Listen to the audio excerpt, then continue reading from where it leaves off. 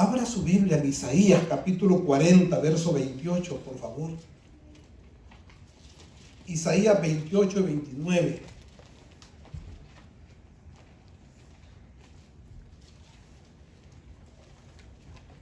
Dice el verso 28. Es una pregunta. ¿No has sabido, no has oído que el Dios eterno es Jehová, el cual creó los confines de la tierra?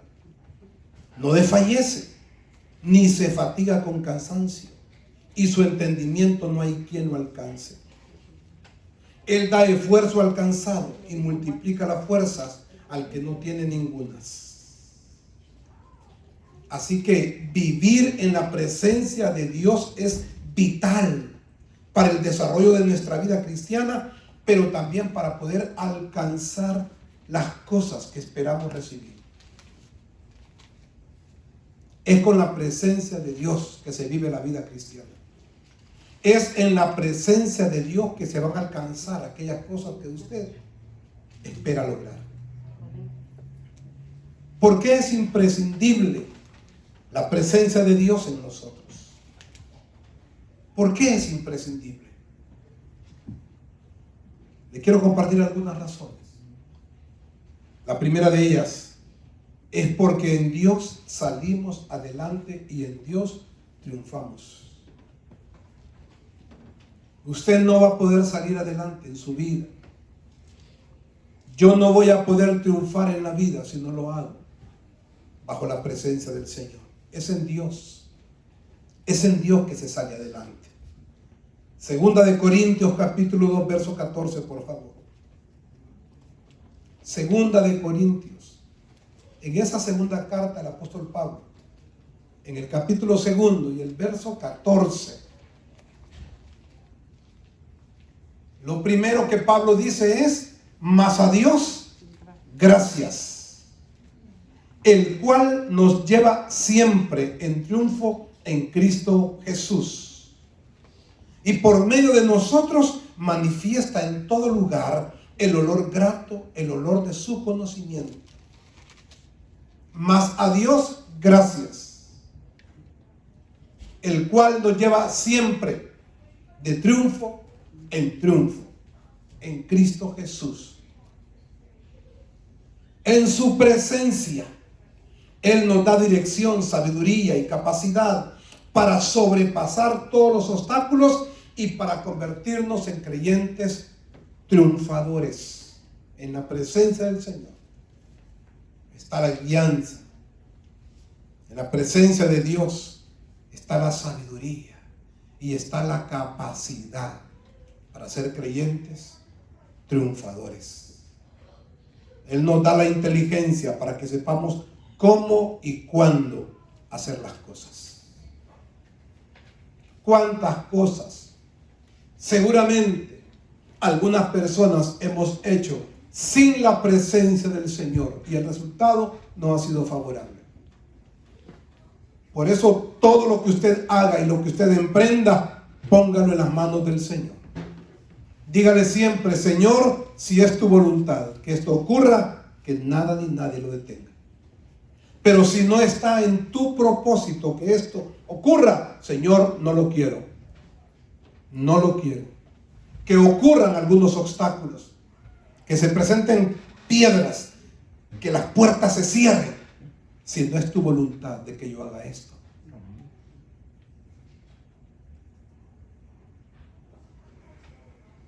Y hay algunos elementos importantes para salir vencedores con la ayuda de Dios. Por ejemplo, para triunfar, amados hermanos, debemos esforzarnos. No hay triunfo sin esfuerzo. No hay logros importantes en la vida si no hay esfuerzo.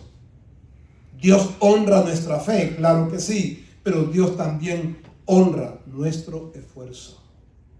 No todo es fe en la vida. No todo es fe. A la fe se le añade acción. Y esa acción significa esfuerzo en las cosas que queremos lograr. Para triunfar debemos llenarnos también de confianza y de valor. Se requiere confianza. Se requiere valor. Confianza no en quiénes somos nosotros, sino confianza en quién es Dios para nosotros. La confianza suya no debe ser que usted tiene capacidad, que usted tiene habilidad, que usted cuenta con el recurso económico para hacer algo. La confianza suya no es esa. La confianza suya debe ser quién es Dios para usted. No es quiénes somos nosotros. ¿Quiénes somos nosotros? Ya se sabe quiénes somos. ¿Sabe quiénes somos? Somos barro. El salmista lo dijo de esta manera: Jehová conoce nuestra condición, que somos polvo. Somos frágiles. Yo dije hace muchos meses o el año pasado aquí, somos tan frágiles, somos tan débiles los seres humanos, que una milésima de saliva que una persona, la par suya, hablando, le transmitió y tenía COVID, a usted también le pudo haber pegado y morirse. Así somos de frágiles. Tan frágiles somos que miles de personas en América Latina murieron por un zancudito, por una picada de zancudito. Le pegó dengue, hemorrágico, de lo normal, y se murieron. Entonces no podemos nosotros confiar en quienes somos nosotros. Si hay algo que esta pandemia nos ha enseñado, es a reconocer que no somos nada. Que familias que nunca se imaginaron que iban a perder miembros de su casa estaban tranquilas 20 días antes y 20 días después están enterrando a sus. Y ni siquiera enterrándolos, porque gracias, hubo meses que de largo podían ver. De largo podían ver. Gente que dijo, seguramente dijo, bueno, yo el día que me muera, lo que yo quiero es que haya mucha gente ahí. No, si hubo gente que murió en el hospital. ¿Sabe qué me dijo un pastor de Amor Viviente de aquí de Estados Unidos? Aparte de ser pastor, somos amigos más de 15 años, 20 años con él. Y yo andaba haciendo unas diligencias con mi esposa y nos dimos cuenta de que había muerto su hermano. Pues yo lo llamé. Yo le dije, hola, me di cuenta que murió tu hermano en Honduras. Sí, mira, Rico, me dice. Mira, me dice, era el único hermano que yo tenía de papá y mamá, me dice. Y te quiero contar algo, fíjate que mi hermano murió solo. Solo. Ni un hijo, ni la esposa, ni un papá, ni un amigo. Estuvo, me dice, 35 días en el Seguro Social de Tegucigalpa. Desde que llegó con COVID, me dice, nadie más lo pudo ver hasta que murió. ¿Se da cuenta? ¿Se da cuenta cómo esto nos cambió la vida? Así somos. Entonces la confianza no puede estar puesta en nosotros. La confianza está puesta en quién es Dios para nosotros. Para triunfar debemos ser firmes y constantes también. Muchos logros se alcanzan a través de la perseverancia. Hay que ser firmes. Hay que ser constantes. Si hay algo que debe caracterizar la vida suya, es que usted es constante. Constante en su trabajo, constante en la labor con su familia, constante en la vida cristiana, constante en las cosas que usted emprende. Constante. ¿Hasta cuándo? Hasta que lleguen 70, 75 años. Y aún después de 75 años, poder seguir sirviéndole al Señor. Ya no como líderes, no como pastores, pero sí de otras maneras. Constantes.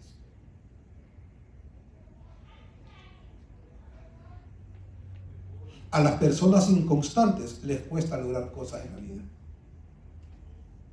Y para triunfar debemos depender de Él y no de nuestras fuerzas.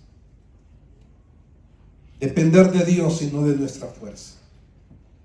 En Dios está nuestra victoria, no en nuestra capacidad. En Dios. En Él esperamos.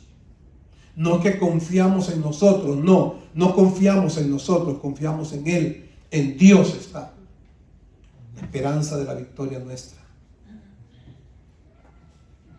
Porque aquellos que quieren ser victoriosos en su propia fuerza, después de que pasan 10, 15, 20 años, puede ser que fracasen. La Biblia lo dice, nadie puede ser fuerte en sus propias fuerzas. Así lo dice la Biblia. Nadie es fuerte en sus propias fuerzas. Esos triunfos y esas victorias pueden ser efímeras, de 5, 10, 20 años. Y después fracasó el matrimonio.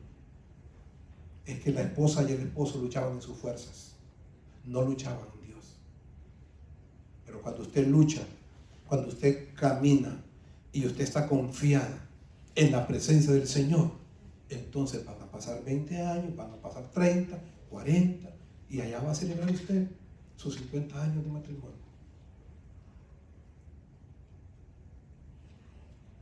¿Por qué es imprescindible, en segundo lugar, vivir en la presencia del Señor? Porque en su presencia Dios puede librar nuestras luchas.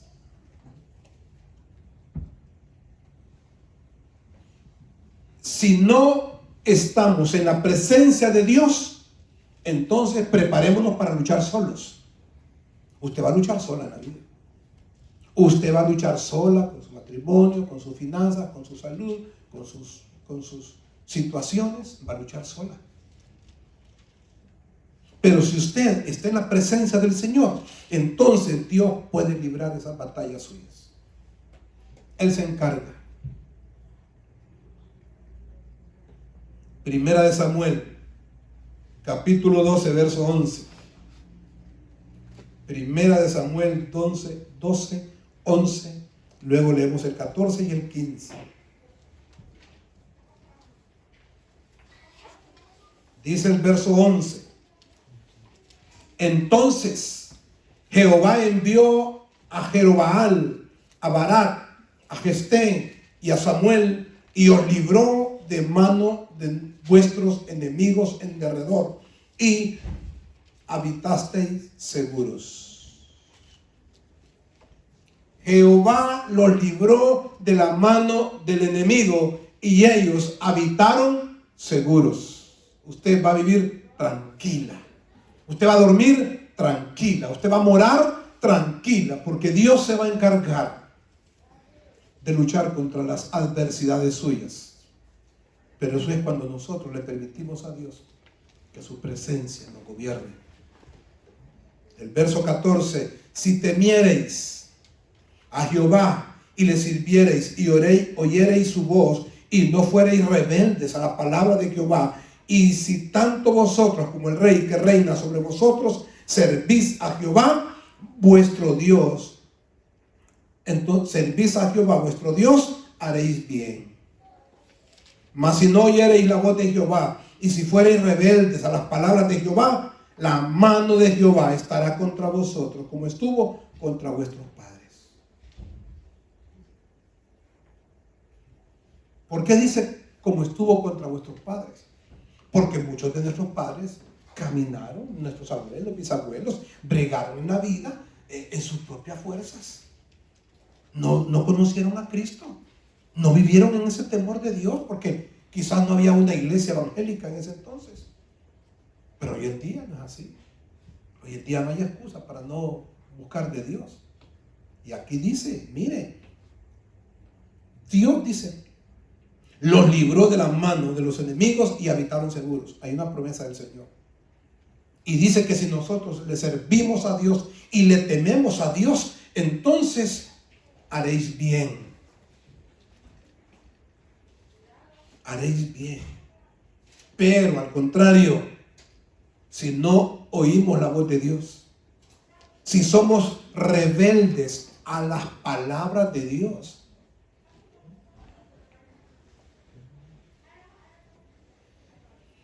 la mano de Jehová estará contra vosotros. La Biblia me enseña que no siempre la mano de Dios puede estar a favor mío. La mano de Dios puede estar en contra de Manuel, aunque Manuel sea pastor. ¿Cuándo?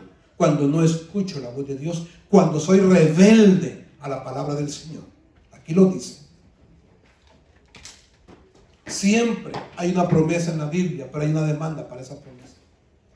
Y la Biblia siempre a mí me dice lo que me va a ocurrir en la vida si yo hago esto y lo que me va a ocurrir si hago otra cosa. Siempre, la Biblia así es. Como dijo un predicador, la Biblia tiene dos monedas. En este lado está todo lo bueno que puede ocurrir para nuestra vida y nuestra familia si hacemos algunas cosas, pero también en el otro lado está todo lo malo que me puede ocurrir. Y el día de mañana que pasen cosas en nuestra vida, nadie va a decir, yo no lo sabía. Aquí lo dice. Aquí lo dice. Si oyereis su voz, si temiereis a Dios, si le servís a Dios, si oyes su voz y no somos rebeldes a su palabra, entonces dice que hacemos bien. Y la bendición de Dios estará con nosotros. Pero si no oímos la voz de Dios, si somos rebeldes a su palabra, la mano de Jehová estará contra vosotros. Así lo dice. El evangelio no es un evangelio solo de no se preocupe. No se preocupe. Dios va a estar siempre con usted y lo va a bendecir siempre y va a estar a favor suyo. No, la Biblia me enseña otra cosa. La Biblia me muestra las consecuencias que vienen cuando no somos obedientes a la palabra del Señor. Y fíjese que uno de los pecados más graves en la Biblia, uno de los pecados que trae mayor consecuencia es el pecado de rebeldía. Aquí dice, si fueres rebeldes a la palabra de Jehová, la mano de Jehová estará contra vosotros. Y eso siempre ocurrió.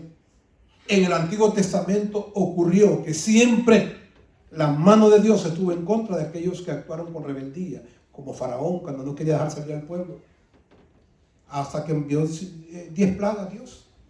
Y la última plaga fue que iba a morir el primogénito de toda la familia. Y muere el hijo de Faraón. Y hasta entonces él dejó ir al pueblo. Dios siempre trató con la rebeldía en el Antiguo Testamento. Y en el Nuevo Testamento, Dios siempre trató con la rebeldía también. Y quizás no ocurra como en ese tiempo. En el Nuevo, aún bajo la gracia de Cristo, hubo personas que murieron por su rebeldía. Nosotros lo que la Biblia dice es que si yo no atiendo la voz de Dios y no ando conforme a su palabra, entonces la mano de Dios estará contra mí. Difícilmente puedo decir, yo voy con la mano del Señor por delante. Depende, porque si yo ando en rebeldía, no es así. Y antes de que Dios pueda librar nuestras luchas, necesita haber algunas virtudes en nosotros. Por ejemplo, necesita haber un corazón lleno de convicción. Debemos demostrar el coraje y la dedicación que emana de una vida, de una fe viva y verdadera. Convicción. El creyente que tiene convicción no se detiene. El creyente que tiene convicción nunca vuelve a ver atrás. El creyente que tiene convicción no anda con dudas de lo que quiere o de lo que espera en Dios. Está seguro. Necesitamos una mente con claridad en las opciones de la vida. ¿Qué significa esto? Que necesitamos tener una mentalidad clara. Necesitamos tener en nuestra mente, en nuestro pensamiento claro cuáles son las opciones de la vida. La convicción de que pase lo que pase. La convicción de que pase lo que pase en nuestra vida, vamos a seguir confiando, vamos a descansar, vamos a esperar en el Señor. Esa es tener claridad en la vida. ¿Qué ocurre si pasa esto? Voy a seguir confiando en el Señor. ¿Qué ocurre si pasa esto en mi familia? Yo voy a seguir esperando en Dios. ¿Qué ocurre si en mi vida pasa esto otro? Yo voy a descansar en las promesas que Dios me ha dado. Pase lo que pase. porque vivimos tiempos difíciles y alguna situación puede sorprender nuestra vida. Alguna situación puede ocurrir en el seno de nuestra familia. Y usted debe tener claridad entonces de que esa es una opción en la vida. La certeza de que nuestra fe no dependerá de lo que nos pueda ocurrir. La fe suya no debe depender de lo que ocurra.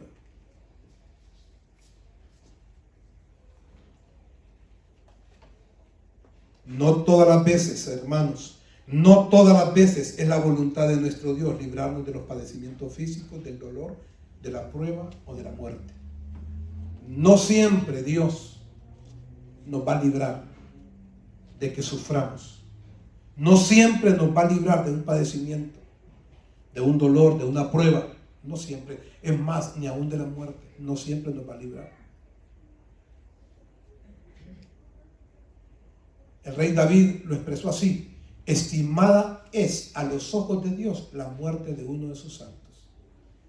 Así dijo el rey David: estimada es a los ojos de Dios la muerte de uno de sus santos. ¿Por qué? Porque aún la partida física de un cristiano está contemplada en los propósitos de Dios, aunque no esté contemplada en los planes míos. En los planes suyos y en los planes míos no está contemplado que un tío suyo se muera de 40 años, de 30 años, de 20 ni de 50.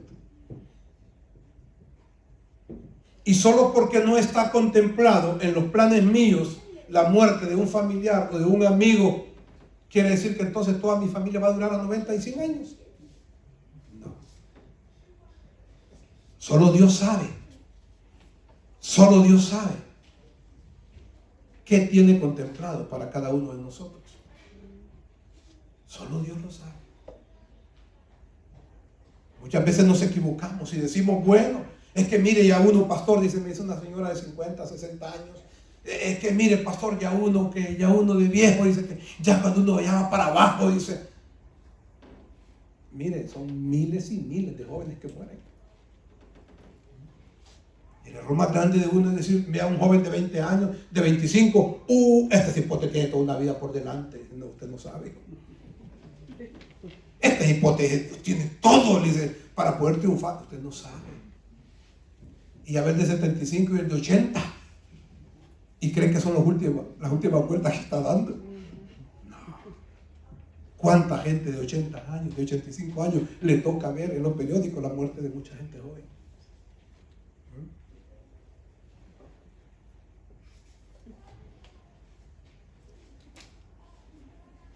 Y otro elemento es conservar el valor de ser honesto. Conservar el valor de la honestidad. Dios mostrará su cuidado y su recompensa hacia los que muestran fidelidad e integridad en la vida. Honestidad para vivir. Por ejemplo, la rectitud de Juan el Bautista le llevó a ser decapitado. Y muchos discípulos de Cristo prefirieron morir aserrados y decapitados antes de ceder a sus principios espirituales, porque eran honestos, tenían principios morales, espirituales, tenían valores y prefirieron morir. Así dice la Biblia que varios discípulos fueron aserrados, o sea, partidos con una sierra. Otros fueron decapitados. Todos murieron como mártires, trágicamente, todos. Solamente uno de ellos murió de muerte natural, de vejez, que fue el apóstol Juan. Los principios y la integridad cristiana no es opcional, sino que deben estar para siempre en nuestra vida y en todo lugar donde estemos. En todo lugar donde estemos, usted no vaya a perder los principios de honestidad, los valores éticos, morales y espirituales en la vida suya. Y tercero, ¿por qué es imprescindible vivir en la presencia del Señor? Porque en su presencia tenemos asegurada nuestra carrera. En su presencia tenemos asegurada nuestra carrera. Así lo dice Hebreos 12, versos 1 y 2. Así lo dice el apóstol Pablo cuando le escribió esta carta a los hebreos y les dice en el verso 1: por tanto, nosotros también, teniendo en derredor nuestro tan grande nube de testigos, despojémonos de todo peso y de pecado que nos asedia y corramos con paciencia la carrera que tenemos por delante. Puesto los ojos en Jesús, el autor y consumador de la fe, el cual por el gozo puesto delante de él sufrió la cruz, menospreciando el oprobio, y se sentó a la diestra del trono de Dios. Despojémonos, dijo Pablo, de todo peso y pecado. ¿Por qué? Porque el peso y el pecado nos puede hacer mucho daño. Peso y pecado nos puede hacer mucho daño. El peso es una carga. Es una carga. Y son cargas innecesarias, como la preocupación, el afán, la ansiedad, el temor. Y el pecado es aquella práctica de cosas que no le agradan al Señor y que uno puede estar haciendo. Nuestros ojos fijos en Jesús. Nuestros ojos no fijos en las personas. Nuestros ojos no fijos en las circunstancias. Nuestros ojos puestos en Jesús. No ponga su mirada en las personas, porque se puede frustrar, se puede desencantar. Ponga sus ojos en Dios. Así dijo Pablo: puesto los ojos en Cristo, autor y consumador de la fe. No puesto los ojos en las circunstancias, porque las circunstancias hoy pueden ser muy buenas para usted, muy favorables, pero pueden ser muy difíciles el día de mañana para usted también. Si queremos correr la carrera que tenemos por delante y alcanzar el triunfo, debemos estar libres de algunas cosas, amados hermanos. Tenemos que liberarnos de las cargas. Liberarnos de las cargas, o sea, de las preocupaciones, ansiedades o angustias que podemos tener. Tenemos que caminar libres de obstáculos personales. Uno debe preguntarse: ¿qué obstáculo me está impidiendo caminar bien en el cristianismo? ¿Cuál es aquella piedra de tropiezo que me está impidiendo alcanzar las cosas que quiero lograr en Dios? Y hay que quitar los obstáculos.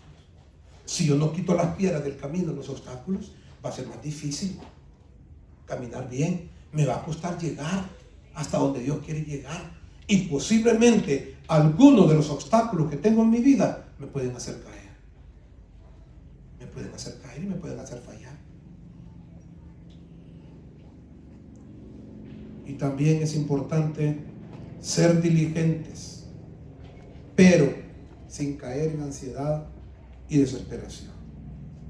Hay que ser diligentes, pero la diligencia no debe llegar al extremo de estar ansioso. La diligencia es de Dios, claro que sí. Es una virtud la diligencia. Hay que ser diligentes, pero tenga mucho cuidado de no caer en la ansiedad, porque hay una pequeña tela. Hay una pequeñita tela de división entre lo que es diligencia y lo que es ansiedad. La gran diferencia es que cuando somos diligentes, pero hacemos las cosas en paz. Descansamos y disfrutamos. Pero cuando usted, en lugar de ser diligente, lo que tiene es ansiedad, entonces usted no descansa. Usted no disfruta. Y la gran diferencia es que somos diligentes en algo y lo hacemos y ya pasó. Ya pasó, vamos al tiempo mediodía, vamos por la noche. Pero cuando hay ansiedad, no, cuando hay ansiedad, ese algo que está en la mente suya, lo tiene en la mañana, lo tiene en la tarde, lo tiene en la noche, se acuesta en eso y se levanta pensando en eso y está obsesionado con eso. Ya eso se llama ansiedad. Y la ansiedad no es de Dios. La desesperación peor. No se puede estar desesperado por nada. Pastor, pero si tengo a mi abuelita en el hospital, que está entre la vida y la muerte, su vida. Sí, pero como estar desesperado, usted no va a sanar a su abuelita. Yo no voy a poder lograr absolutamente nada con la desesperación. En lugar de desesperarme, ok, tengo un familiar grave en el hospital, entonces voy a estar orando. Voy a provocar mañana un día de ayuno. Voy a ponerme de rodillas delante del Señor para que Dios cumpla su propósito. Y si en su plan está restaurarla, que venga el milagro. Voy a agarrar el teléfono y voy a llamar a la familia, cómo siguen, qué tal, y que me mantengan informado. Eso es lo que hay que hacer. Pero la desesperación no. La ansiedad no.